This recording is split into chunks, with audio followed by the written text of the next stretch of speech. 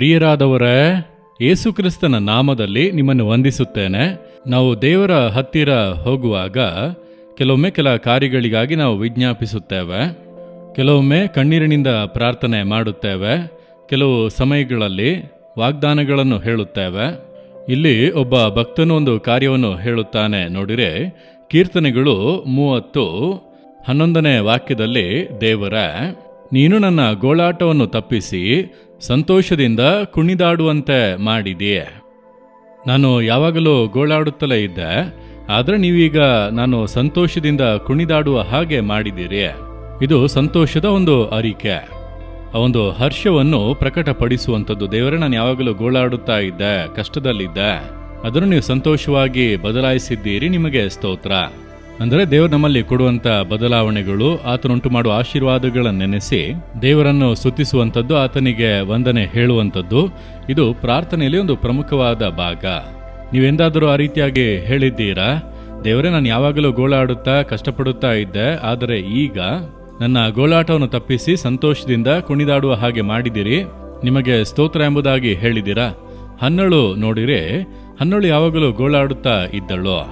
ನನಗೆ ಮಾತ್ರ ಮಕ್ಕಳಿಲ್ಲ, ನನಗೆ ಮಾತ್ರ ಮಕ್ಕಳಿಲ್ಲ, ದೇವರು ನನ್ನನ್ನು ಹೀಗೆ ಇಟ್ಟಿದ್ದಾರೆ ಎಂಬುದಾಗಿ ಅಳುತ್ತಾ, ಗಂಡನ ಮುಂದೆ ಎಲ್ಲ ಅಳುತ್ತಾ ಇರುವಳು, ಯಾವಾಗಲೂ ದುಃಖ ಮುಖದಲ್ಲೇ ಇರುವಳು. ನೋಡುವವರೆಲ್ಲ, ಹನ್ನಳೆ ನಿನಗೆ ಏನಾಯಿತು?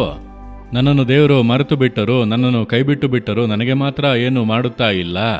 ರಾತ್ರಿಯೆಲ್ಲ ಅಳುತ್ತಾ ಇರುವಳು, ಊಟ ಮಾಡೋದಕ್ಕೂ ಮನಸ್ಸಿಲ್ಲ. ಗಂಡ ಕರೆಯುವರು, ಬಂದು ಊಟ ಮಾಡು, ಇಲ್ಲ ನನಗೆ ಮನಸ್ಸಿಲ್ಲ, ಊಟ ಮಾಡಲು ಮನಸ್ಸಿಲ್ಲ. ಹಾಸಿಗೆಯಲ್ಲಿ ಅಳುತ್ತಾ ಗೋಳಾಡುತ್ತಾ ಇದ್ದಂತ ಒಬ್ಬಳು ಸ್ತ್ರೀ ಹನ್ನಳು. ಏಕೆಂದರೆ ಮಕ್ಕಳಿಲ್ಲ, ನಿಂದೆ, ಪರಿಹಾಸ್ಯ, ಅದರ ಮಧ್ಯದಲ್ಲಿ ಒಂದು ಕಳವಳ. ಒಂದು ದಿನ ದೇವರ ಮುಂದೆ ಬಂದು ಗೋಳಾಡಿದಳು ಕಣ್ಣೀರಿನಿಂದ. ದೇವರ ಎಂದು ಮನ ಮುರಿದವಳಾಗಿ ಅತ್ತಳು, ನನಗೊಂದು ಮಗುವನ್ನು ಕೊಡಿ, ಅದನ್ನು ನಿಮಗೆ ಕೊಟ್ಟು ಬಿಡುತ್ತೇನೆ ಎಂದು ಎಲ್ಲ ಗೋಳಾಟವನ್ನು ದೇವರ ಮುಂದೆ ಅವಳು ಇಟ್ಟಳು. ಅದರ ನಂತರ ನೋಡಿರಿ, ಆಕೆ ಗೋಳಾಡಲೇ ಇಲ್ಲ, ಕಣ್ಣೀರು ಸುರಿಸಲೇ ಇಲ್ಲ, ಸಂತೋಷವಾಗಿದ್ದಾಳೆ, ಉಲ್ಲಾಸವಾಗಿದ್ದಾಳೆ. ಅದರ ನಂತರ ಹೇಳಿದಳು, ನಾನು ದೇವರ ಬಳಿ ಒಂದು ಮಗುವಿಗಾಗಿ ಬೇಡಿಕೊಂಡೆ, ಕರ್ತನು ನನ್ನ ಪ್ರಾರ್ಥನೆ ಶಬ್ದವನ್ನು ಕೇಳಿ ನನಗೊಂದು ಮಗುವನ್ನು ಕೊಟ್ಟರು, ನಿಂದೇನು ಬದಲಾಯಿಸಿದರು ಎಂದು ಸಂತೋಷವಾಗಿ ಹೇಳುತ್ತಾಳೆ. ಅದೇ ರೀತಿಯಾಗಿ ಈ ಭಕ್ತನು ಹೇಳುತ್ತಾನೆ, ನನ್ನ ಗೋಳಾಟವನ್ನು ತಪ್ಪಿಸಿ ಸಂತೋಷದಿಂದ ಕುಣಿದಾಡುವಂತೆ ಮಾಡಿದಿರಿ. ನಿಮ್ಮ ಜೀವಿತದಲ್ಲಿ ಕೂಡ ಎಷ್ಟೋ ಕಾರ್ಯಗಳಿಗಾಗಿ ನೀವು ಗೋಳಾಡಿದಿರಿ, ದೇವರು ಅದರಲ್ಲಿ ಅದ್ಭುತ ಮಾಡಿದಾರಲ್ಲ, ಸಂತೋಷದಿಂದ ಕುಣಿದಾಡುವಂತೆ ಮಾಡಿದಾರಲ್ಲವ. ನೀವೆಂದಾದರೂ ವಂದನೆ ಹೇಳಿದಿರಾ?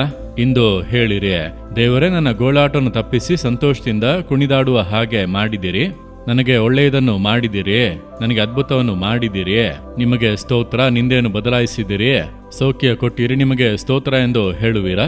ನೀವು ಹೇಳುವಾಗಲೇ ಒಂದು ಸಂತೋಷ ಬರುತ್ತದೆ. ಮುಂದುವರೆದು ದೇವರು ನಿಮಗೆ ಅದ್ಭುತಗಳನ್ನು ಮಾಡಲು ಅದು ಮಾರ್ಗವನ್ನು ತೆರೆದು ಕೊಡುತ್ತದೆ. ಹೇಳುವಿರಾ? ದೇವರೇ, ಯಾವಾಗಲೂ ಗೋಳಾಡುತ್ತಾ ಕಣ್ಣೀರು ಸುರಿಸುತ್ತಾ ವೇದನೆಯಲ್ಲಿ ಕಷ್ಟಪಡುತ್ತಾ ಇದ್ದೆನು, ನೀವು ನನ್ನ ಗೋಳಾಟವನ್ನು ತಪ್ಪಿಸಿ ಸಂತೋಷದಿಂದ ಕುಣಿದಾಡುವಂತೆ ಮಾಡಿದಿರಪ್ಪ. ಮೇಲುಗಳನ್ನು ಮಾಡಿದಿರಿ, ಬಿಡುಗಡೆ ಕೊಟ್ಟಿರಿ, ಸೌಖ್ಯ ಕೊಟ್ಟಿರಿ, ಆಶೀರ್ವಾದಗಳನ್ನು ಕೊಟ್ಟಿರಿ, ನಿಮಗೆ ಕೋಟಿ ಕೋಟಿ ಸ್ತೋತ್ರ ಸ್ತೋತ್ರ ಸ್ತೋತ್ರ. ಯೇಸುವಿನ ನಾಮದಲ್ಲಿ ಸ್ತೋತ್ರ ಬಲಿಗಳನ್ನು ಸಮರ್ಪಿಸುತ್ತೇನೆ ತಂದೆಯೇ. Amen, amen. Jesus Redeem Kannada YouTube channel ಅನ್ನು ಸಬ್ಸ್ಕ್ರೈಬ್ ಮಾಡಿ. ಸಬ್ಸ್ಕ್ರೈಬ್ ಬಟನ್ ಕ್ಲಿಕ್ ಮಾಡಿ ಮತ್ತು ಬೆಲ್ ಬಟನ್ ಒತ್ತಿ. ಅನುದಿನ ಕಾರ್ಯಕ್ರಮದ ಮಾಹಿತಿ ಪಡೆಯಿರಿ.